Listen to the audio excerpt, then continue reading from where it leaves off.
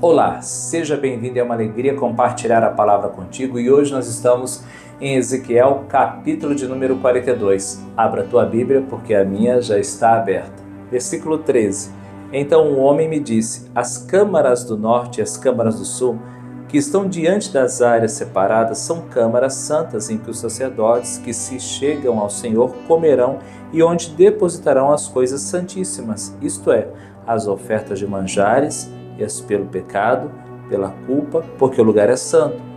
Quanto aos sacerdotes entrarem, não sairão do santuário para o átrio exterior, mas porão ali as vestiduras com que ministraram, porque elas são santas, usarão outras vestiduras e assim se aproximarão do lugar destinado ao povo. Aqui nesse texto, do versículo 1 até o 12, fala justamente dessas câmaras destinadas aos sacerdotes e às ofertas. No versículo 13 ao 14, está falando da finalidade dessas câmaras. E do versículo 15 até o versículo 20 fala das medidas do templo, dos muros que estão ao redor. Interessante que aqui a gente vê a figura do sacerdote. Ezequiel poderia ter chegado naquele lugar e visto os anjos ministrar.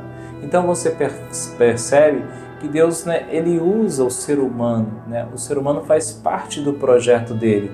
E muitas vezes você fala assim, não, eu só sirvo a Deus e não sirvo aos homens. Mas Deus escolhe os homens para servi-lo e para servir ao povo.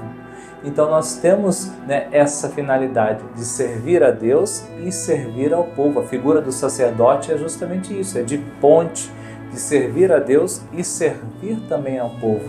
Mas é interessante que o texto fala que deveria ser santos, separados, e as coisas que eram colocadas ali já não poderia ter contato com o exterior, as ofertas.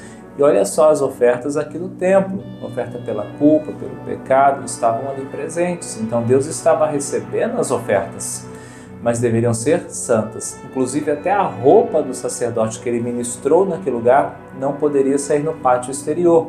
Precisava ser colocada uma outra roupa para sair lá no pátio onde as pessoas ficavam.